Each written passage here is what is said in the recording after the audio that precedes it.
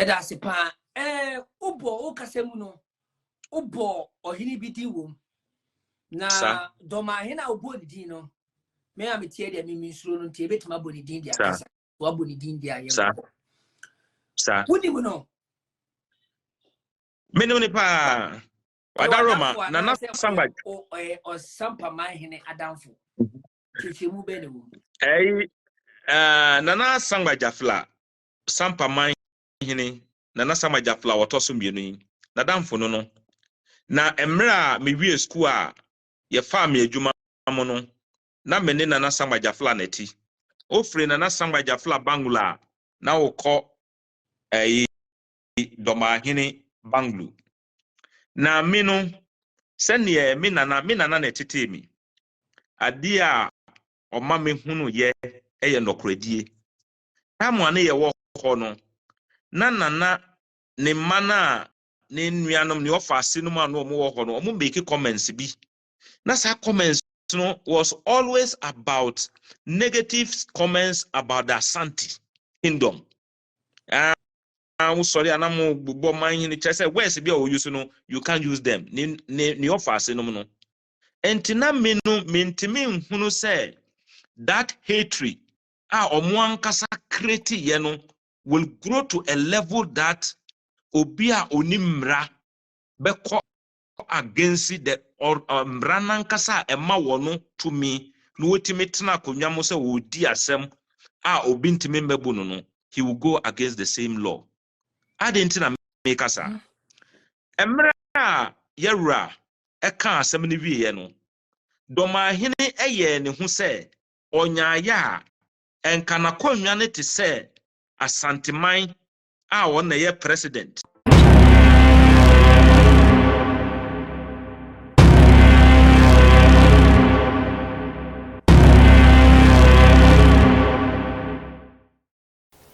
Bimawa kwaba eba Puyaka TV so Puyaka TV ana woshe so we your first time any abomodia subscribe me a notification is so send anytime bia ye di video betumu no wonson sabe kan wanya bia share ushevia comment fa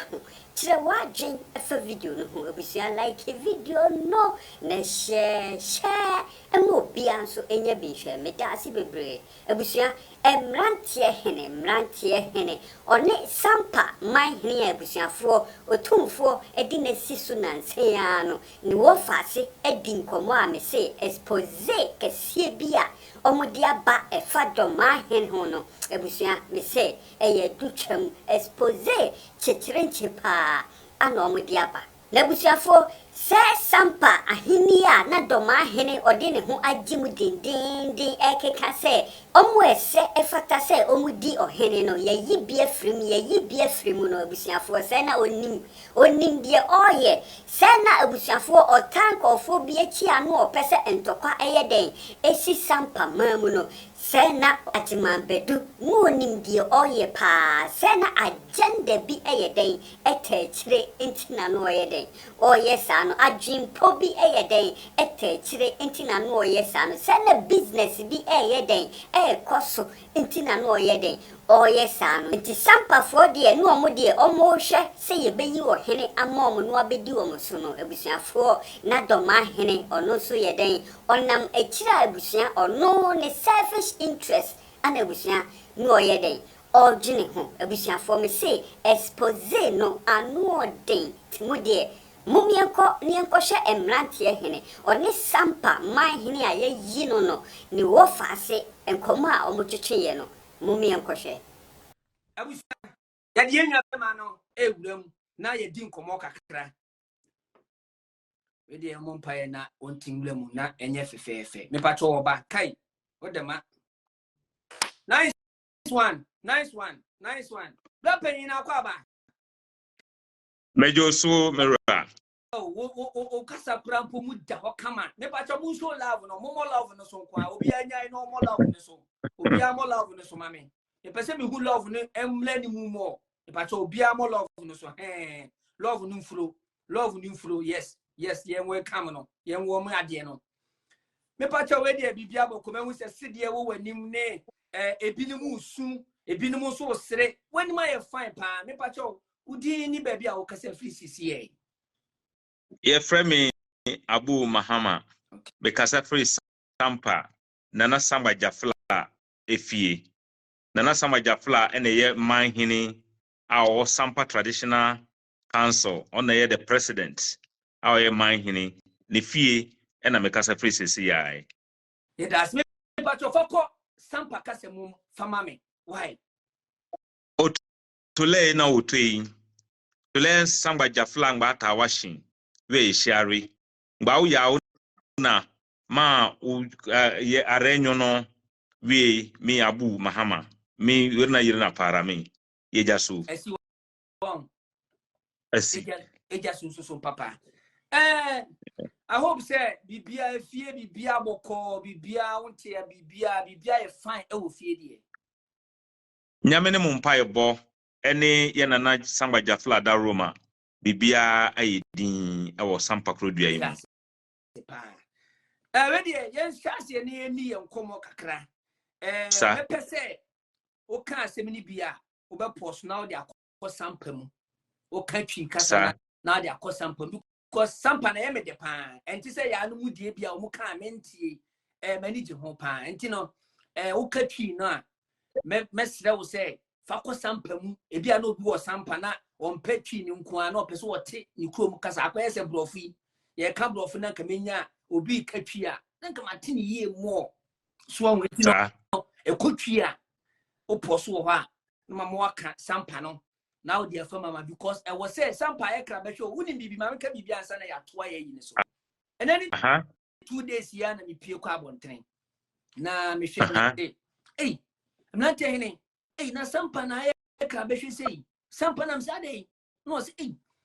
you da see Sampaman Hene ama no ma bi na me hwe da team ani na me yes say de me hu ye o say ekra be show ayekra be hwe papa na what Trema was saying, Sampa a more do more. Sampa do. Ama me kura was see kura gume. Na di bentina Sampa munye dua. Enka krofo bebre ni sa Sampa. There be that. Swamo. Entino say no Sampa more do. Ama say no ufa baby a Sampa nko Sampa baby a. Many agents so ampa. Me pacho Sampaman Hene yewura. Na ne ho asensem bi bae oba opimso eho asantemam ebedi afahye bi kakra bi obetima bɔ mu kyeremu se ne beya obi beti ade na se aye ni ye na obi ehu nipa ban a wo so wo ye dey wo ye manen komame medasi ebeye emre kakra ni na Sampa enkonwasem ehu asem ebaaye enti ebewura ebewie wo Otumfo enim efise Otumfo ene ye the overlord of the Sampa stool no enti Sampa Traditional Council no nyina ehye Otumfo ase enti emre asem ne baaye na yewura ebeyi asem no di koye na okodi ye ene ye di bim enti enkasa amre no nanka ye ba besi ohene ena ye nuanom a na pese ka akonwa no mu a omanni akonwa no enam maame no so di akonwa no enam bema so ena ye ready asem no kan se nka akonwa no mu no esan di petition foforo ekọ obiom enti emra ye ba ye se ye ba besi ohene no ankasa ekọ Traditional Council ahemfo Sampa eka kire se di petition akọ enti ahemfo no ntwan na nka petition no Otumfo etna petition no so no oka wie a na obi biara obewie ne no na Sampa Traditional Council ahemfo edi sa ne pakro na chi no makokose hene no enti nananom nso a Sampa Traditional Council etu anamosifo a eye Mmratiehene Nana Patterson a otoso mienu ene registrar Sampa Traditional Council ene call Asanteman eko bisaye ene ka se ampa ye Asanteman ensa ka petition foforo a free Sampa baaye na petitions ni kire se di Sampa akonwa enti da yewura efre ye no ye kohyiaye ena ankasa petitioners na Sam modua asefo no eka kire yewura se pese yɛwura nkasa na entena asɛm no mu enye obi na force wo mu omo ankasa ena di asɛm ne baaye ena omo ankasa na gyina asanteman ni mu ka sɛ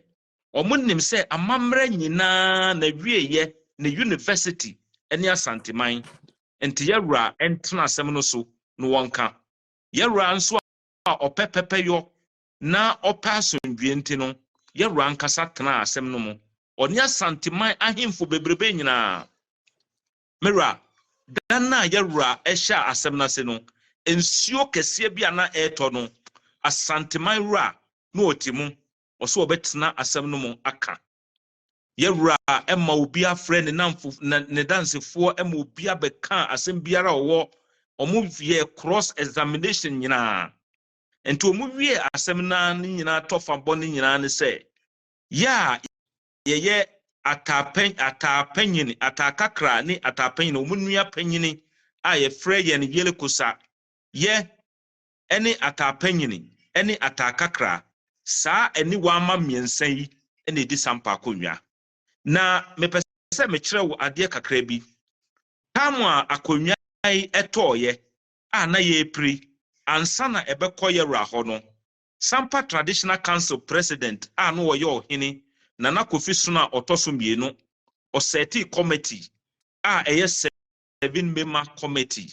saa ahemfonso ano mo Sampa akonnwa no mo no ɛtena asɛm no so di asɛm no na saa judgment no fa paragraph 4 no ɛkyerɛ sɛ emre bi duru ya na ɔmo yɛ grouping a ɔmo di Sampa akonnwa no na saa ɛni wa ma miensa ya yɛwura ɛruli ya ɔka sɛ akonnwa no yɛ ɔmo de no ɔmo grupu yɛ adentia yɛyɛ ani wama a yɛdi yɛ ho adeɛ yɛ nipa bi free mu ɛwɔ we ase a we timi di ɛma ne yɛyie ɛna sam moduafoɔ na ɔmo so ɔmo di akonnwa ne bia yɛwura ruling ne ba yɛ sɛ ɔka sɛ no na yɛtwea me na adi akonnwa ne ntu ndi bi no ɔmo nso kɔ 7-member ruling na a free Sampa Traditional Council no mu no ɔmo di ɔmo kɔ ka yɛ nana bɛma bi a yɛfrɛ no Nwa Kofi asɛ mbisa mebisa sɛ adenti na ma enkonwa ye grupu a na ya grupu emma asefo no na mema omudi akonwa no nso ya grupu wo efisa akonwa no emma asefo enti mema omudi akonwa no bia omamfa omu maame no so a yedi ye no ya grupu wo a ye nana Nwa Kofi ye nana Nwa Kofi no no ye bema aseni ye nana bia na ye friend nana Sanaja ono ena ne nana wani Nwa Kofi enti ye nana Nwa Kofi no wa medi akonwa no esan se oye ma aseni na ye nana Nwa Kofi no ono ne mre so ena oto sam modua no omu nana ye frɛ no na abena enti tamwa 7-member committee ni hia ye no a omu group no se wo to le Nwa Kofi wo na ato no enti ye pe obi edi na kɔhye na se a ese de ne ko bata ne oto no enti wo fa 7-member rule na abehunu se omu ye group ni se Nwa Kofi and Sam modua monkambo mu na mu nso a moye ani wa ma akonwa no mu ye ade asefo no mu nso monkambo mu enti ruling na asanteman under the presidency of Otumfuo Emaye no is the same as what was given by the 7-member committee under the presidency of then Dormaahene and Sampa Nana Kofi Suna otoso mienu enti se obi si yewra eyi obi afrimu a yewra nyi obi mfrimu because on nipa ne nka ade ne ho ade a wonka ho de ye den yi wo frimu na wonka ho e na apese wo beka ho e na yewra ka te debi so my no o nso kakra wa no nso kakra mai why meda nso kakra program na ayede na ena wo mame u brief mi no ma bi a minnim a se mi hu no more baby a wadu so ka de u mekai pa ohono so mame me hu se na ahemfofo bebre na abaso a omo hweye me da obi bia ase obi bia la wo join ye bia no me da obi ase mo me nsom na yenso yempija ye nuanom so omo no ho baby bebre a yenim se ye nuanom mo me nsom ne yemso yempija wo mu me pata na duru baby a eye ohini biti baby a wo ka se ye yi obi afrimu nipa na yi na afrimu think say nipa do na nim say ohini bi betena ase a wo ka say ye yi obi afiri mu abra ono kura butua no mpo no oni mu ho asem oni mabutua no ho asem enso wo ka say ye yi obi afiri mu abra ono nya abusuani o nipa cho ho ene no wodru ye nto asomai enti enra ye ka asem ni wie ye no judgment afiri mu ba ye ne say eni wa ma miensa na omudi omu ho ade a evidence ewo ho a tamu na ye commentia mpo no ye de emmofra ne bia ye busuafo adi omu papa no mu ade ye de omu nyina koye ena adama watara no nso a obo kro ono oye ye moja oye busuani wani achinye nso se saa didie no ene ye ntemo ewo ho enti judgment e ba me bo ne tofa nyina ne se ye wura ene asanteman e kan se eni wa ama miensa no a nana yele kosa asefo nana nyinna asefo ene nana yanda asefo ye ene yedi sampa akodwa no na sam modua na odi bi enam se no oye tweami na ye ne somafo ya etwi manso na nana kofi so na odi kan na oye ne tweami a wone ne koba a nana kofi so no ebe hye adihye no family no ka kire won se because of institutional memory mene samodua na ye ko a ye ba enti me free mu a mumma ne ntoa manso ne so efise mene no na ye ko a ye ba na wetimi akai ne ye ka koduru ye ade hye family no so ye ene ye to ne nana enti ye nipa enti ye betimi ayusu no ena omumma akwan ema ne bedi ade so enti odi ade wie ye no na sifo no fi say esan say ono di ade no abo royal gate ato ha ma won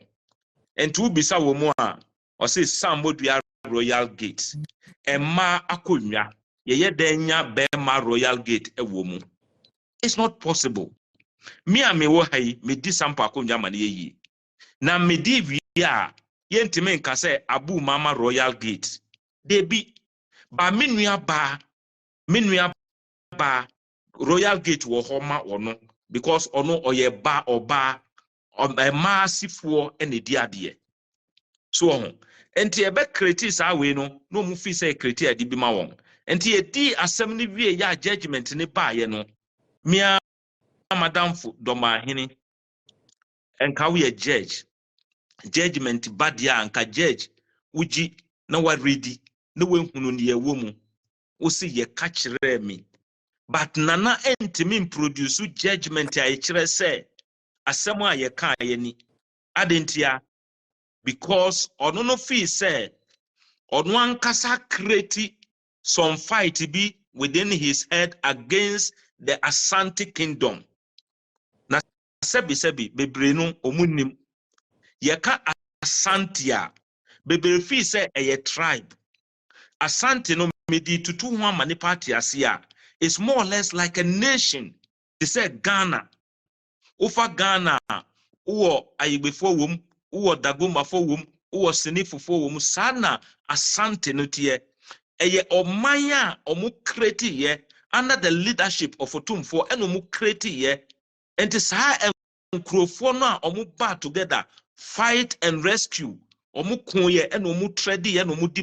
build saa omai no. Saa omai na omu build ye no and ye friend no Asante. Osa enti ubamu a unya na fanafo a ye nya bunufo enu mistake enu omu ye se ye wo bunumu ene ye koka Asante omu boa ye sinifofo a ye na fanafo enti uhwe kurampo a then time no the Asante kingdom extendi ya Cote d'Ivoire until say ye benya independent ya broni edi imaginary lie bi ba ye chiche mu no baby a ye ti nyina bunu ahafo ya adomafo nyina wo mu nyina no na ye Asante territory enti broni ba ya obechiche region ni mu no region na wo chiche no o chiche ye for administrative purposes enti eno anyi the traditional authority from that place so enti the land sampa asase no is under the control, under the overlord of Otumfuo Osei the second. And this will because Sampa eye bunu enti bunu ahimfo rise against her. Na omunim abakosem, omunim amamre. Because omunim amamre anko mehunu say, baby a omo ankasa mpoti a omo kasa no, that land is Ashanti territory. Na broni ene di imaginary lie bi betutu mu say we ye bunu ahafu, we ye ahafu this, we ye this, but enono it was purely for administrative purposes. And the Sampa Akomiano is under the leadership of Otumfuo Osei. Or no, and they to me, Emma or my Hene no wahwe Sampa, any croix a share Sampa seno, edima Otumfuo. Yada sepa, ubo okasemuno, ubo ohini biti wom. Na Dormaahene ubo ni dino. Me amitie de mi misro no tie betima boni din dia kasa. Wa boni din dia ye. Sir. Wudi mo no. Menu pa. Wada Roma na samba o Sampaman Hene adamfo. Chichi mu be ne wo. Nana samba jafla Sampaman Hene nana samba jafla wotoso mienu yi. Na damfo no. Na emra me wie school a ye fa me adwuma mo no. Na mene nana samba jafla neti. Ofre nana samba jafla bangula na wokọ Dormaahene Banglu. Na mino sene me nana na tete mi. Ade a oma me hunu ye eye nokredie. Tamu ane ye wo ho no. Na nana ne mana ne nuanom ne ofa asinum anu omo wo ho no. Omo make comments bi. Na sa comments no was always about negative comments about the Ashanti kingdom. Sorry, anamu bubo manhini chese where be o use no you can't use them. Ni offer asenum no. Entina menu mentimi nhunu say that hatred omo ankasa create ye no will grow to a level that obia onimra beko against the mranankasa ema wono to me no wetimi tena konwa mo say odi asem obi ntimi mbebu no he will go against the same law. I didn't make us. Emra yera eka asem ni wie no. Dormaahene eye ne hu se onyaya enka na konwa ne te se Asanteman a wona ye president. Onyaya enka o te se Otumfuo. But anya wono no ne Otumfuo be ye bia no ese obo attack. Ni se no